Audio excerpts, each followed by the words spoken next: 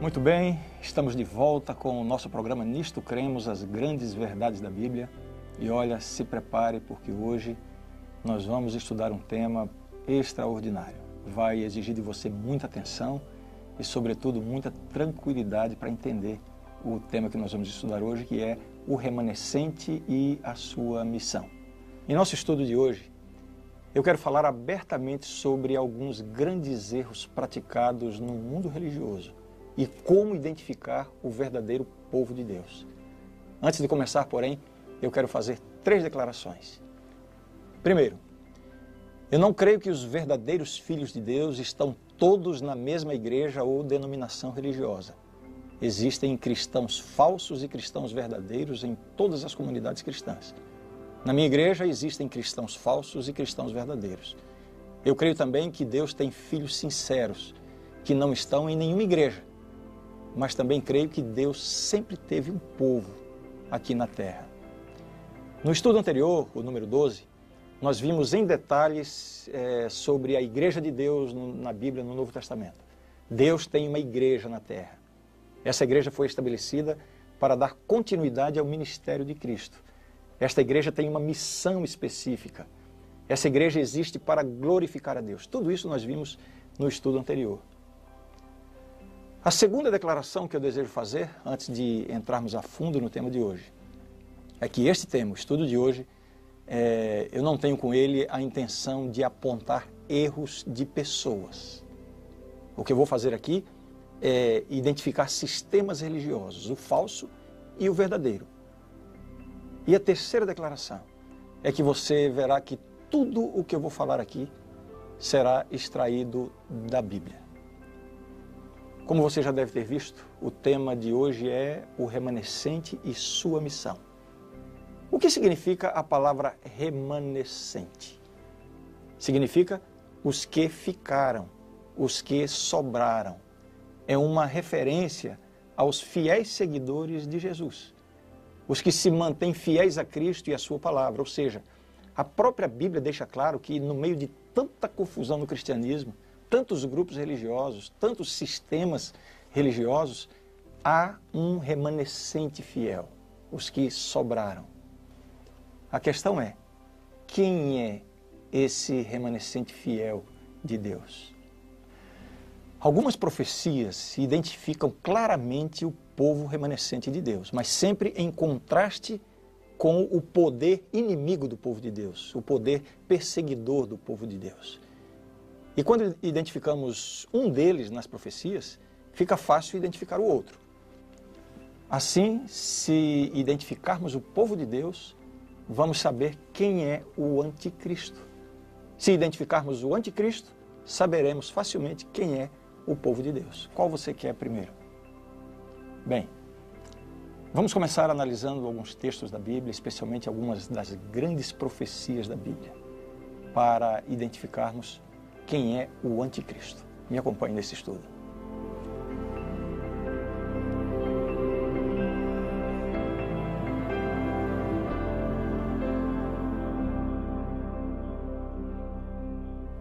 Existem pelo menos 4 grandes profecias na Bíblia que nos apontam quem é o anticristo e, consequentemente, nos ajudam a identificar quem é o remanescente de Deus, quem é o verdadeiro povo de Deus. Essas profecias são Daniel capítulo 7, Daniel capítulo 8, Apocalipse capítulo 12 e Apocalipse capítulo 13. Claro, por uma questão de tempo, eu vou me deter em apenas 2 dessas profecias, com mais detalhes. Eu vou me concentrar em Daniel capítulo 7 e Apocalipse capítulo 13. E eu também não tenho possibilidade aqui de entrar em todos os detalhes, nas minúcias, dos símbolos proféticos usados nesses 2 grandes capítulos da Bíblia. Mas eu quero começar com Daniel capítulo 7.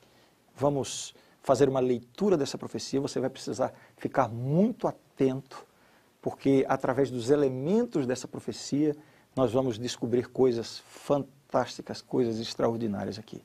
Vamos então fazer primeiramente uma leitura da profecia de Daniel 7. Aqui está a visão de Daniel capítulo 7. 4 animais grandes, diferentes uns dos outros, subiam do mar. O primeiro era como leão e tinha asas de águia. Enquanto eu olhava, foram-lhe arrancadas as asas. Foi levantado da terra e posto em 2 pés, como homem, e lhe foi dada mente de homem. Continuei olhando e eis que o segundo animal, semelhante a um urso, o qual se levantou sobre um dos seus lados. Na boca, entre os dentes, trazia 3 costelas, e lhe diziam: levanta-te, devora muita carne. Depois disso, continuei olhando, e eis que outro, semelhante a um leopardo, e tinha nas costas 4 asas de ave. Tinha também este animal 4 cabeças, e foi-lhe dado domínio. Depois disso, eu continuei olhando nas visões da noite, e eis aqui o 4º animal, terrível, espantoso e sobremodo forte, o qual tinha grandes dentes de ferro. Ele devorava e fazia em pedaços, e pisava aos pés o que sobejava.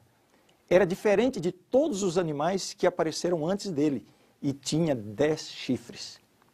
Estando eu a observar os chifres, eis que entre eles subiu outro pequeno, diante do qual 3 dos primeiros chifres foram arrancados. E eis que neste chifre havia olhos como os de homem, e uma boca que falava com insolência. Uau, que profecia assustadora, não? Espero que as crianças que estão acompanhando não tenham ficado com medo desta visão tremenda que Daniel teve, desses 4 animais, né? Um leão, um urso, um leopardo, né? Todos diferentes, com chifre, com várias cabeças. Depois esse animal terrível e espantoso, tão diferente dos outros que Daniel não encontrou uma semelhança na natureza, tanto que chama de um animal terrível e espantoso, do qual saem 10 chifres. E depois que saem esses 10 chifres, sai ainda um outro chifre pequeno que destrói 3 desses 10, e aí cresce e faz essas coisas, né? Fala com insolências. O que significa essa profecia? Veja bem, é claro que depois, com calma, você vai precisar analisar tudo isso que eu vou falar aqui, né? Quem sabe até consultar alguns livros, ler a Bíblia com calma, voltar ao vídeo, assistir várias vezes. Mas eu vou dar algumas dicas aqui. As profecias de Daniel, as grandes profecias de Daniel, elas encontram um paralelo umas com as outras. Então essa profecia do capítulo 7, ela é uma extensão, ou ela é uma explicação mais detalhada da profecia do capítulo 2, quando o rei Nabucodonosor teve o sonho de uma grande estátua, né? Então vamos dar uma olhadinha agora nessa profecia do capítulo 2, e a gente vai ver o paralelo que existe entre essas 2 profecias. Vamos lá. Você vai ler o capítulo 2 de Daniel e vai entender bem o contexto, a história do sonho que aconteceu, etc, etc. Mas nesse sonho, o rei Nabucodonosor viu uma grande estátua, e na revelação, na explicação que Daniel deu, Daniel deixou claro, isso está na Bíblia, de que essa estátua vista no sonho do rei, ela representa a sucessão dos grandes impérios mundiais. Grandes impérios a partir do tempo de Daniel para frente, até o fim do mundo, quando Jesus voltar, que é a pedra, você vai ver na profecia quando você lê com calma, uma pedra que foi lançada sem mãos, atingiu os pés da estátua, está aqui representada nessa figura, destruiu a estátua, cresceu, enfim, o reino de Deus. Então, Daniel tem uma visão, tem uma revelação profética com uma projeção futura, desde os dias dele, e ele estava vivendo nesse momento, na época do Império Babilônico, até o fim. Então a estátua mostra a sucessão dos grandes impérios. Primeiramente, a cabeça de ouro, simbolizando Babilônia, né, que foi do ano 605 a.C. até 539. O peito de prata, simbolizando a Medopérsia. Depois, o ventre e coxas de bronze, simbolizando o Império Grego, né, o avanço de Alexandre o Grande, que destruiu a Medopérsia, enfim, e assumiu o poderio mundial. Foi de 331 a.C. até 168. Em 168, o Império Romano conquista o mundo, exatamente representado pelas pernas de ferro da estátua. E agora é importante, o Império Romano vai de 168 a.C. até 476 depois de Cristo. Ou seja, durante a época de Cristo, o império dominante era o Império Romano. Você vê isso claramente nos evangelhos, os soldados romanos, enfim, todo o contexto do Império Romano. E finalmente, na visão da estátua, Os pés, que eram uma mistura de barro e ferro com 10 dedos, simbolizando a divisão do Império Romano. O Império Romano foi dividido em 10 reinos. Os povos bárbaros invadiram o Império Romano e foram tomando conta, e o Império Romano foi dividido em 10 reinos. Né? E isso aconteceu a partir de 476 a.C. Muito bem. Isso aqui é uma visão, um esboço da história mundial, a partir de Daniel. Vamos voltar agora e vamos fazer uma comparação com Daniel 7. O que vemos em Daniel 7 é uma repetição profética, com alguns detalhes adicionais, daquilo que vimos aqui em Daniel 2. Vamos só comparar, então, agora as duas profecias. Então, você tem Daniel 2, a estátua com os metais. Daniel 7, os 4 animais. Então, na estátua, cabeça de ouro simboliza a Babilônia. Daniel 7, o leão com asas de águia simboliza a Babilônia. Vejam, o rei dos metais e o rei dos animais. O peito de prata simbolizando a Medopérsia, o urso simboliza a Medopérsia. Interessante o detalhe da profecia.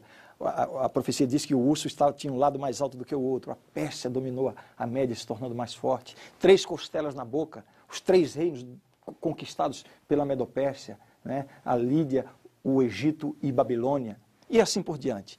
Depois, na estátua, o Império Grego, pelo ventre e coxa de bronze, né? O ventre de bronze, simbolizado pelo leopardo de 4 cabeças e 4 águias. Deus não poderia encontrar uma figura melhor para representar os domínios de Alexandre o Grande. Você conhece a história? Em cerca de 12 anos, Alexandre dominou o mundo, algo muito rápido. Tinha que ser um animal rápido, e para dar mais rapidez ainda, Deus colocou sobre ele 4 asas, 4 cabeças no leopardo. A história é minuciosa, interessante, isso sendo contado séculos antes de acontecer. O Império Grego, depois da morte prematura de Alexandre, com 30 e poucos anos de idade, o Império Grego foi dividido pelos seus 4 generais, vejam as 4 cabeças do leopardo.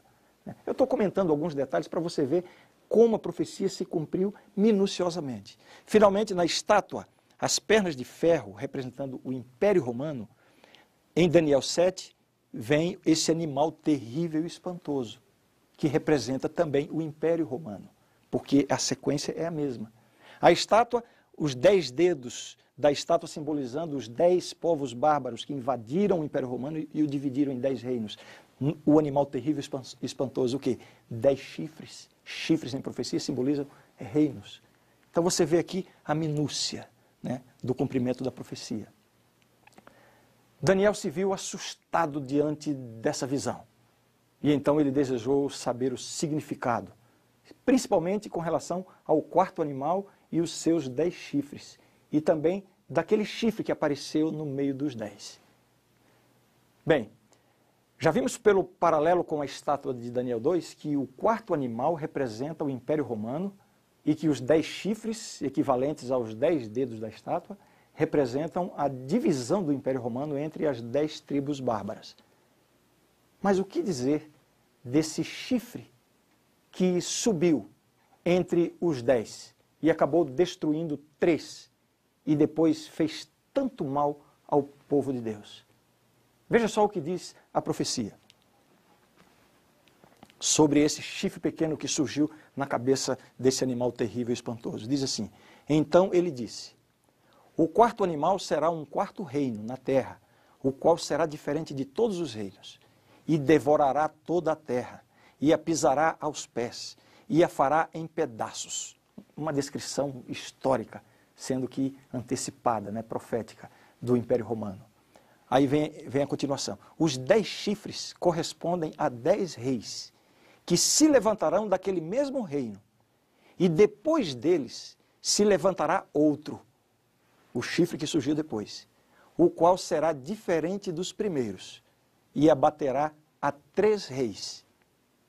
Agora veja o que é dito: proferirá palavras contra o Altíssimo, magoará os santos do Altíssimo e cuidará em mudar os tempos e a lei.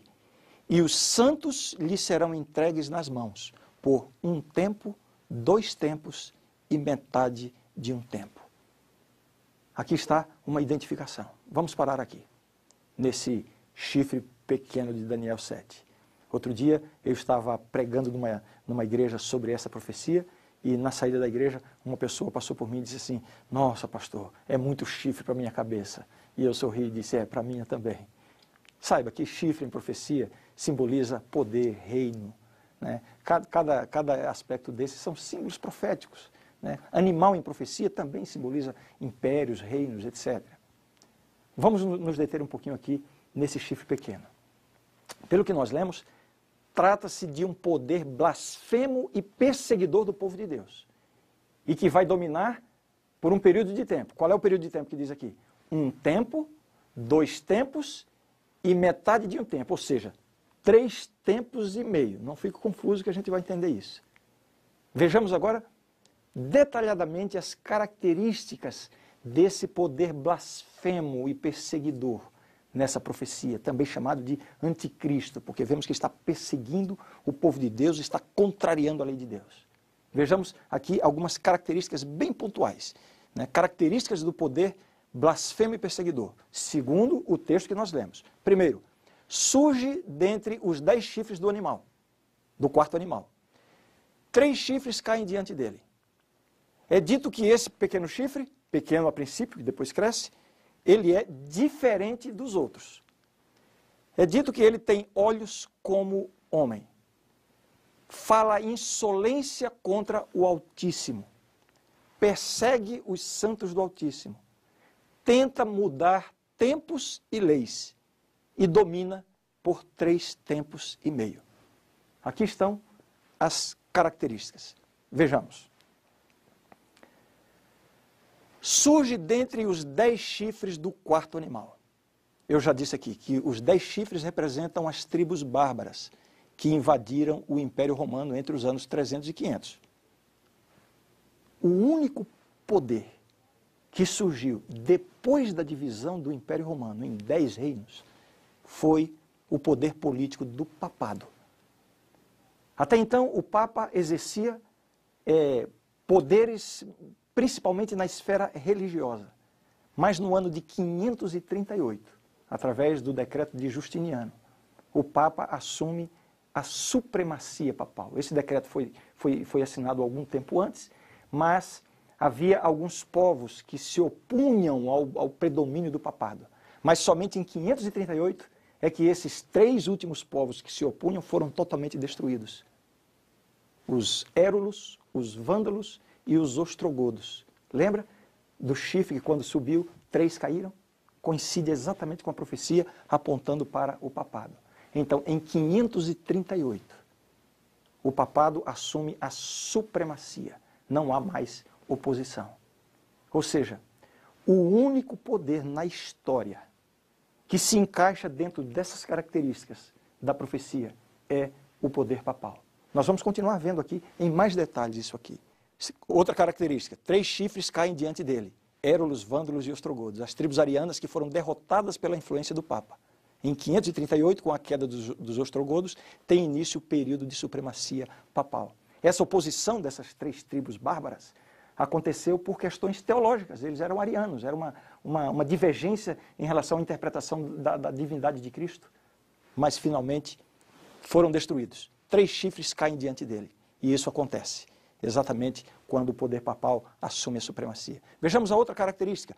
É diferente dos primeiros. Quais são os primeiros? Os 10 primeiros chifres, que são poderes políticos. O poder papal é diferente. Por quê? Porque a partir de 538 ele assume poderes políticos e também religiosos. Olha aí a diferença para os outros. Vejamos a quarta característica. Tem olhos como os de homem. Olhos em profecia é um símbolo de sabedoria. Os profetas de Deus na Bíblia, eles tinham olhos de Deus. Eles recebiam as visões de Deus, a sabedoria de Deus. Os profetas eram também chamados de videntes, porque eles viam as coisas de Deus. Mas esse poder aqui é apontado como tendo olhos de homens, símbolo da sabedoria humana, baseado na sabedoria de homens e não de Deus. Quinta característica que a profecia dá para este poder. Fala com insolência contra o Altíssimo. Vejam só o que a profecia diz desse poder, que eu estou agora mostrando para você, que coincide com a supremacia papal na história. Olha o que diz a profecia. Daniel capítulo 7, verso 8. Estando eu a observar os chifres, eis que entre eles subiu outro pequeno, diante do qual 3 dos primeiros chifres foram arrancados. E eis que nesse chifre havia olhos como os de homem, e uma boca que falava com insolência. Olha aqui uma característica, né? Fala com insolência contra o Altíssimo. O verso 11 diz assim: Então estive olhando por causa da voz das insolentes palavras que o chifre proferia. Estive olhando e vi que o animal foi morto, e o seu corpo desfeito e entregue para ser queimado. Mas ressaltando o quê? Insolentes palavras que o chifre proferia. Verso 20 da profecia de Daniel 7. E também a respeito dos 10 chifres que tinha na cabeça e do outro que subiu, diante do qual caíram 3. Daquele chifre que tinha olhos e uma boca que falava com insolência e parecia mais robusto do que os seus companheiros. E de fato, o papado, quando assumiu a supremacia a partir de 538, se tornou um poder muito mais robusto do que todos os outros poderes políticos da Terra. Eu agora quero mostrar para você algumas declarações que vão cumprir esse pormenor da profecia, de que esse poder fala com insolência.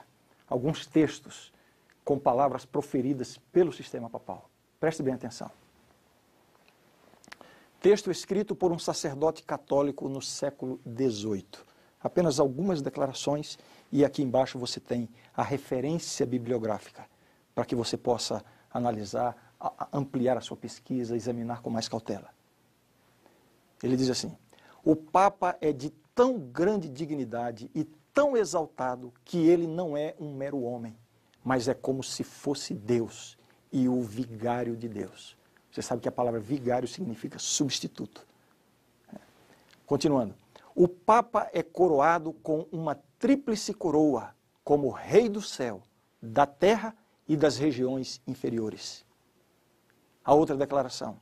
O Papa é como se fosse Deus na terra, soberano único dos fiéis de Cristo, chefe de reis, tendo a plenitude do poder, e a ele foi confiada pelo onipotente Deus a direção não somente dos reinos terrestres, como também do celeste. Você consegue entender o que está sendo dito aqui? A profecia dizia, fala com insolência. Veja bem, eu reconheço que chegamos a um momento bastante delicado do nosso estudo. Eu fico imaginando que talvez essas informações aqui sejam bombásticas, sejam até assustadoras para alguns. Eu pensei muito e também orei muito sobre como eu deveria apresentar isso aqui. E estou me esforçando para fazer da forma mais transparente, mais simples possível. E sem, acredite em mim, sem a menor intenção de ser ofensivo, né, de ter uma palavra de acusação ou de denúncia contra uma igreja ou contra uma pessoa. Não é essa a minha intenção. A minha intenção é somente analisar a Bíblia e ver o que a Bíblia está dizendo. O que nós estamos vendo aqui é a revelação de uma profecia. Eu só lhe peço que você aprofunde o estudo e procure tirar qualquer dúvida que, porventura, venha a ficar através desse estudo. Mas o mais importante de tudo, preste atenção para o que a Bíblia está dizendo. Simplesmente preste atenção na explicação que está sendo dada, e eu vou continuar agora, e vá observando para ver se faz sentido ou não. E então, ore a Deus, para que Ele lhe mostre o que decidir diante das informações que nós estamos apresentando aqui.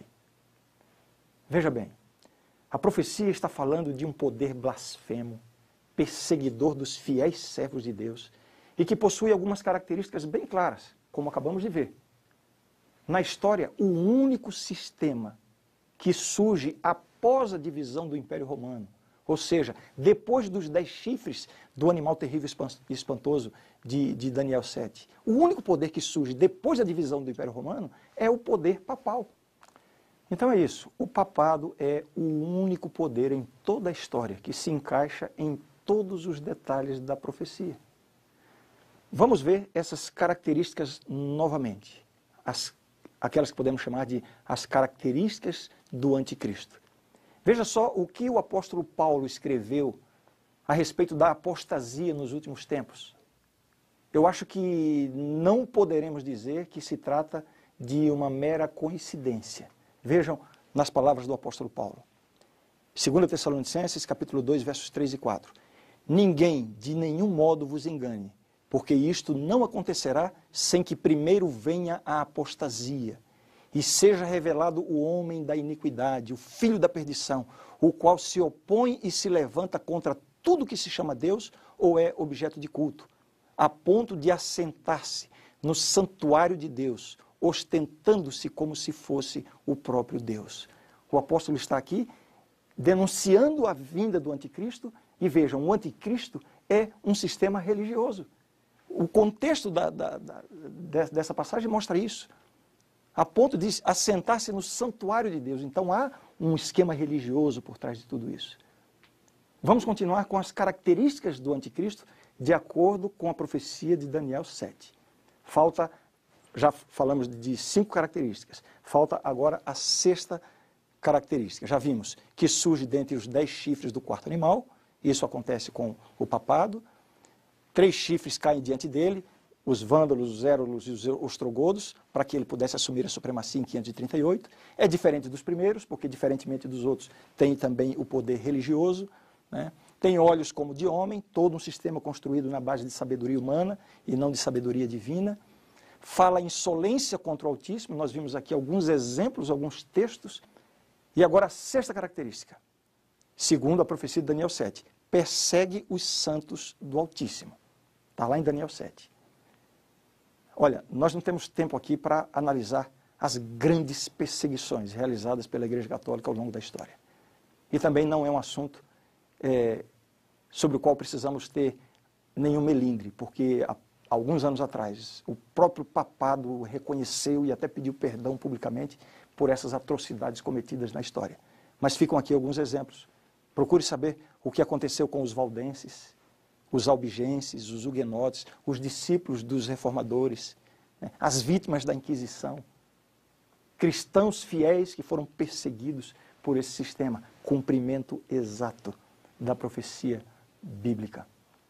Vamos ver agora a 7ª característica descrita em Daniel 7, característica dessa ponta pequena, que está plenamente identificada com o poder papal que teve a sua supremacia de 538 a 1798, e daqui a pouquinho eu vou explicar por que a data de 1798. A 7ª característica, tenta mudar tempos e leis. Está lá no texto bíblico. Tentará mudar os tempos e a lei. Vejam bem, o sistema papal fixou a celebração da Páscoa no domingo. Mudou o calendário no século XVI, uma mudança nos tempos. Alterou a lei de Deus e o mandamento do sábado. Mudança na lei e no tempo.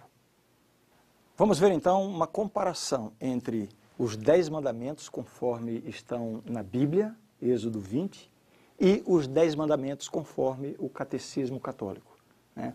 Você pode olhar aí e ver as diferenças, as mudanças que aconteceram.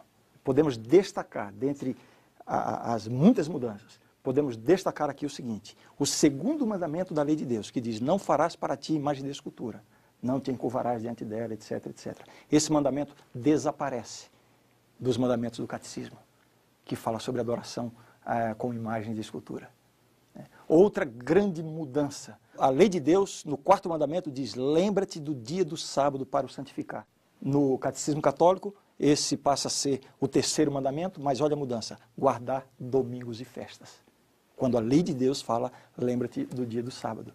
Aqui é o 4º, esse passa a ser o 3º. Por quê? Lembra que foi tirado o 2º mandamento que fala sobre adoração de imagens? E outra grande diferença que acontece, justamente por ter sido extraído um fora, para que não ficassem apenas 9, o 10º mandamento da lei de Deus fala assim, não cobiçarás a casa do teu próximo e não cobiçarás a mulher do teu próximo. Está num mandamento só. E então o catecismo católico, para poder completar os 10, pelo fato de ter tirado o que fala de adoração de imagem, dividiu esse em 2. Não desejar a mulher do próximo e não cobiçar as coisas alheias. Veja se isso não cumpre com exatidão o que estava profetizado. Proferirá palavras contra o Altíssimo e cuidará em mudar os tempos e a lei. A mudança da lei de Deus promovida por este poder, né, o sistema papal. E agora, finalmente, a última característica, descrita na profecia de Daniel 7, desse anticristo, desse poder que iria perseguir o povo de Deus, né? Já vimos as 7 em detalhes. A última, a profecia diz, domina por um tempo, 2 tempos e metade de um tempo, né? Qual foi o período de domínio ou de supremacia do papado? Como eu já disse, no ano 538, o papado assume a supremacia, né? Com a destruição do último resistente, que eram os ostrogodos. 538 assume a supremacia. Em 1798, e é tranquilo a gente mencionar isso, porque está aí nos livros de história, aconteceu a Revolução Francesa. E na Revolução Francesa, um general de Napoleão aprisionou o Papa. Assim, o poder papal sofreu um tremendo baque, né? Perdeu essa supremacia, 1798. Então, o período de supremacia papal foi de 538 a 1798. Vamos fazer as contas? Pega aí uma calculadora. Aí você faz 1798 menos 538, uma continha rápida, você vai chegar a um período de 1260 anos. Esse é o período de supremacia papal, conforme a história conta. Não é só a Bíblia com as profecias. Os livros de história contam isso. E essa profecia está dizendo, domina por um tempo, 2 tempos e metade de um tempo. Vamos entender o que significa isso. Tempo em profecia. A palavra tempo, que diz lá um tempo, 2 tempos e metade de um tempo, é a palavra idã, do aramaico, que significa um ano. E aqui as passagens bíblicas que confirmam isso. Portanto, quando diz um tempo, 2 tempos e metade de um tempo, vai dar quanto tempo? 3 anos e meio. 3 anos e meio. Acontece que um dia em profecia simboliza um ano. 3 anos e meio, se você fizer as contas, vai dar 1260 dias. Porque em profecia se conta o mês sempre como tendo 30 dias. E um ano profético, 360 dias, que são 12 meses de 30 dias. Tudo isso tem suporte bíblico. Eu estou fazendo um resumo aqui, depois você volta o vídeo e vê com calma, né? Um tempo, 2 tempos e metade de um tempo, 3 anos e meio, sendo que 3 anos e meio dá 1260 dias. Um dia em profecia significa um ano, portanto, 1260 anos. A profecia diz, vai dominar por um tempo, 2 tempos e metade de um tempo. A história nos conta que o papado teve supremacia de 538 a 1798. 1260 anos, cumprindo exatamente a previsão da profecia bíblica. Vamos agora para outra profecia que vai confirmar tudo isso. Vamos viajar um pouquinho para Apocalipse capítulo 13. Você já deve ter ouvido falar na temerosa besta do Apocalipse, né? Não se assuste com ela. Vamos entender um pouquinho essa profecia e vamos obter a confirmação de tudo isso que nós tivemos aqui agora. Vamos lá. Aí está a visão do profeta João agora, não é mais Daniel, agora é João. Vi emergir do mar uma besta que tinha 10 chifres e 7 cabeças, e sobre os chifres 10 diademas, e sobre as cabeças nomes de blasfêmia. A besta que vi era semelhante a leopardo, com pés de urso e boca como de leão. E deu-lhe o dragão o seu poder, o seu trono e grande autoridade. Foi-lhe dada uma boca que proferia arrogâncias e blasfêmias, e autoridade para agir 42 meses. E abriu a boca em blasfêmias contra Deus, para lhe difamar o nome e difamar o tabernáculo, a saber, os que habitam no céu. Foi-lhe dado também que pelejasse contra os santos e os vencesse. Deu-se-lhe ainda autoridade sobre cada tribo, povo, língua e nação. Aqui está a visão da besta do Apocalipse 13. Você vê que existe uma relação muito próxima com Daniel 7. Daniel 7, os 4 animais, o leão, o urso, o leopardo e um animal terrível e espantoso. A besta do Apocalipse, via emergir uma besta que tinha 10 chifres, etc. Mas fala da besta semelhante a leopardo, né, com pés de urso e boca de leão, os mesmos animais, sendo que em ordem inversa. A gente vê aí o quê? Uma relação entre as profecias. E também algumas características que são exatamente as mesmas descritas lá em Daniel 7.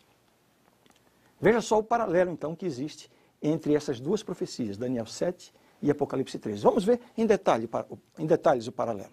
Olha aqui, ó. Chifre pequeno de Daniel 7, besta de Apocalipse 13. Vamos lá. Blasfema contra Deus, falava com insolência, proferirá palavras contra o Altíssimo. o chifre pequeno. A besta de Apocalipse 13. Blasfema contra Deus, foi-lhe dada uma boca que proferia arrogâncias e blasfêmias, e abriu a boca em blasfêmias contra Deus. Você vê que corresponde a mesma coisa? Outro paralelo. O chifre pequeno, Daniel 7, que já identificamos como sendo o sistema papal, persegue o povo de Deus, magoará os santos do Altíssimo, é dito lá. A besta do Apocalipse também persegue o povo de Deus. Foi-lhe dado também que pelejasse contra os santos. O chifre pequeno de Daniel 7 vence o povo de Deus, os santos lhes serão entregues nas mãos. A besta do Apocalipse 13 foi permitido que vencesse os santos. Você percebe que são figuras diferentes, mas é a mesma profecia, com símbolos diferentes. Finalmente, em Daniel 7 é dito que esse poder, que já identificamos como sistema papal, dominará por um período de tempo. Qual é o período de tempo? Daniel diz, os santos lhes serão entregues nas mãos por um tempo, 2 tempos e metade de um tempo. Já identificamos 1260 anos, não é isso? Olha lá em Apocalipse 13. Também dominará por um período de tempo. Foi-lhe dada autoridade para agir 42 meses. 1 tempo, 2 tempos e metade de um tempo, 42 meses. Você quer fazer as contas de novo? 42 meses. Já vimos que em profecia um mês tem 30 dias. 42 vezes 30 vai dar 1260 dias. Um dia em profecia significa um ano, 1260 anos. O mesmo período. Portanto, está falando aqui do mesmo poder. O anticristo, o sistema religioso que tomou conta do mundo, sendo identificado nas profecias de Daniel e Apocalipse. A história nos mostra que foi exatamente esse o período de supremacia do bispo de Roma. Os 1260 anos, quando lá na Revolução Francesa o Papa foi aprisionado, enfim, o sistema sofreu uma derrocada lá na Revolução Francesa, exatamente 1260 anos. Vejamos somente mais uma confirmação dessa coincidência dos períodos, para poder a gente ter certeza de que estamos falando do mesmo sistema. Daniel 7, 25, fala de um tempo, 2 tempos e metade de um tempo. Daniel 12, nós nem entramos em Daniel 12 aqui, mas se você for ler Daniel 12, 7, um tempo, tempos e metade de um tempo, mesmo período. Apocalipse 11, também não estudamos aqui, mas se você for ver, você vai ver lá, 42 meses. Apocalipse 11, 3, 1260 dias. Apocalipse 12, 6, 1260 dias. 12, 14, um tempo, tempos e metade de um tempo.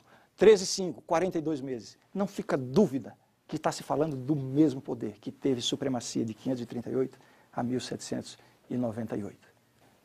Tendo identificado o poder perseguidor do povo de Deus apontado na profecia bíblica, temos agora um parâmetro para identificar a Igreja de Deus nos dias finais da história. Vejamos. A mulher, porém, fugiu para o deserto, onde lhe havia Deus preparado lugar para que nele a sustentem durante 1260 dias. E foram dadas à mulher as 2 asas da grande águia para que voasse até ao deserto, ao seu lugar, onde aí é sustentada durante um tempo, tempos e metade de um tempo, fora da vista da serpente. E irou-se o dragão contra a mulher. Dragão em profecia é um símbolo do inimigo de Deus. E irou-se o dragão contra a mulher e foi pelejar com os restantes da sua descendência, os que guardam os mandamentos de Deus e têm o testemunho de Jesus, e se pôs em pé sobre a areia do mar. Como é que o povo de Deus é identificado na profecia? Aqui estão 2 características: os que guardam os mandamentos de Deus e possuem o testemunho de Jesus. Veja algo interessante. Em Daniel, a profecia revela que o papado tem uma guerra contra a lei de Deus. E no Apocalipse, o dragão tem uma guerra contra aqueles que guardam os mandamentos de Deus e têm o testemunho de Jesus. Em Daniel, uma perseguição contra a lei de Deus. No Apocalipse, uma perseguição contra aqueles que guardam a lei de Deus. A lei de Deus, portanto, é o constante alvo de ataque das forças inimigas. Por que será? Simples. É porque a lei de Deus é a expressão do caráter de Deus. A intenção do inimigo de Deus é atacar a pessoa e o caráter de Deus. E a forma que ele encontra para fazer isso, no nosso planeta, é guerrear contra os mandamentos do Senhor e contra os que querem obedecer a esses mandamentos. Mas nós temos a motivação para perseverar ao lado da lei de Deus e do Deus dessa lei. O Apocalipse identifica o verdadeiro povo de Deus com as seguintes palavras. Veja que coisa bonita. Aqui está a perseverança dos santos, os que guardam os mandamentos de Deus e a fé em Jesus. Apocalipse capítulo 14, verso 12. Perseverança. É necessário ter perseverança para seguir honrando a lei de Deus, para seguir observando os princípios da lei de Deus. É preciso perseverança, porque existem poderes do mal ao longo da história, combatendo contra a lei, mudando a lei de Deus e combatendo aqueles que querem guardar a lei de Deus. A salvação, veja, a salvação é alcançada unicamente pela fé em Cristo. Não estamos falando aqui da lei como um meio de salvação. Eu até sugiro que você volte e veja o estudo que trata do assunto da lei de Deus, que você vai entender muito bem isso. A lei de Deus, ou a obediência à lei de Deus, é a nossa resposta de amor a Deus. Deus nos oferece a salvação, nós respondemos em amor. E como é que nós respondemos em amor? Nos esforçando, buscando sabedoria, buscando condições para obedecermos aos mandamentos do Senhor.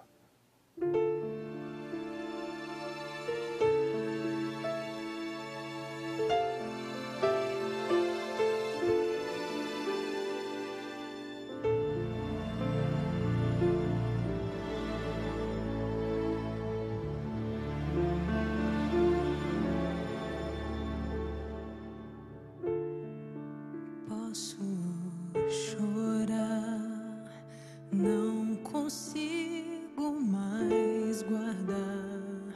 Será que a minha alegria virá de manhã?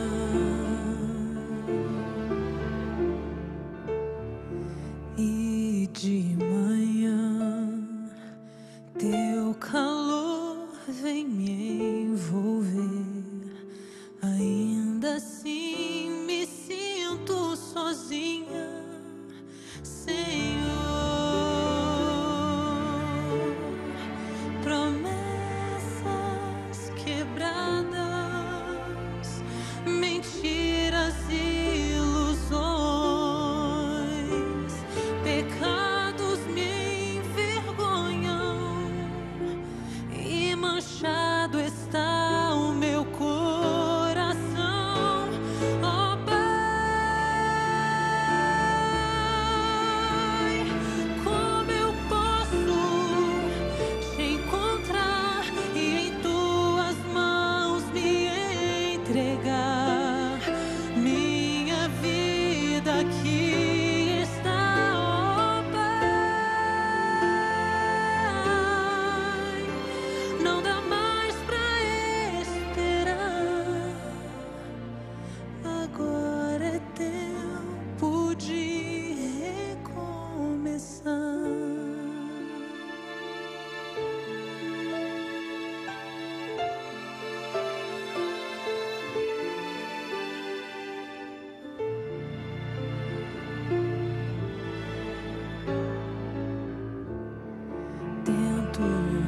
Sorrir, penso até que sou feliz, mas eu sei que a minha alegria só vem do Senhor. E se eu permitir que Ele limpe o meu coração, vou vencer meus medos, meu